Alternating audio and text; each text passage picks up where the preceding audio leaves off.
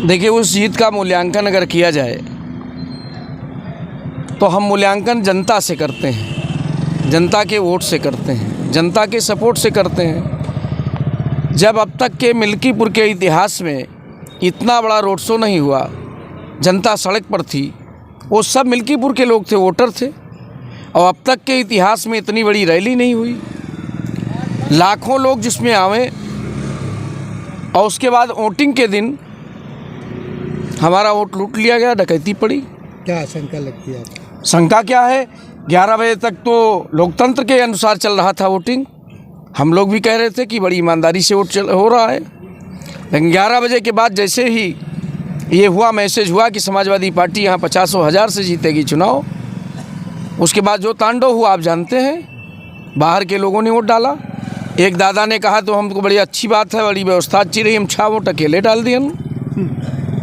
एक व्यक्ति ने कहा कि हम लखनऊ से लौटे थे, लाइव लोकेशन उनका जो मिला है, घर उनका कहीं और, वहाँ क्या कर रहे थे। हमारे तमाम पदाधिकारियों को मारा गया, बेइज्जत किया गया, जेल भेजा गया। क्यों भेजा गया? जब आप इतने प्रचंड बहुमत से जीत रहे थे तो हमारे एजेंटों को क्यों भगाया गया? जब आप इतने प्रचंड बहुमत से जीत रहे थे तो हमारी पोलिंगों के एजेंट क्यों नहीं बनने दिए? आप इतने प्रचंड बहुमत से जीत रहे थे तो आपने लाठियां क्यों भांजी? तो ये बड़ा सवाल है कि लोकतंत्र रहेगा कि ख़त्म हो जाएगा। इसीलिए हमारे नेता माननीय राष्ट्रीय अध्यक्ष अखिलेश यादव जी ने चुनाव आयोग को सफ़ेद कपड़ा भेंट किया है, जो अंतिम समय में भेंट किया जाता है। इस देश का चुनाव आयोग मर चुका है। क्या आप अब हमारी पार्टी का जो गाइडलाइन दिशा निर्देश होगा, कल हम लोग समीक्षा बैठक बुलाए हैं। आपको क्या कल हम लोग बैठक करेंगे, अपने कार्यकर्ताओं के घर जाएंगे और अपने कार्यकर्ताओं के घर कल भी हम लोग गए थे, आज भी हम लोग जा रहे हैं। उनका सुख दुख, उनका हाल चाल लेंगे और उनकी बहादुरी को हम दाद देंगे कि इतना होने के बाद भी 85,000 वोट मिल्कीपुर में हमारे जाबाज साथियों ने हमको दिलाया।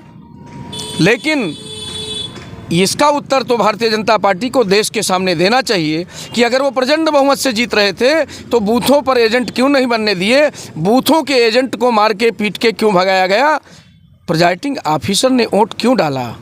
और एक वर्ग पीडीए के लोगों को, लोकतंत्र तो सभी लोगों से चल रहा है, हिंदू मुस्लिम सिख ईसाई आपस में सब भाई भाई, ये भारत का नारा है। तो वहाँ पर दलित, पिछड़ा, बैकवर्ड, अल्पसंख्यक क्यों नहीं रहा वोटिंग कराने में प्रिजाइडिंग ऑफिसरों में? ये बड़ा सवाल है, इसका उत्तर देना चाहिए भारतीय जनता पार्टी। जनता से क्या कहेंगे आप? मैं मिल्कीपुर की जहाँ महान जनता को उनका वंदन, अभिनंदन, नमन करूँगा कि इतने विषम परिस्थितियों में भी उन्होंने 85,000 से ज़्यादा वोट हमको दिया है। 90,000 के करीब हमको वोट मिला है।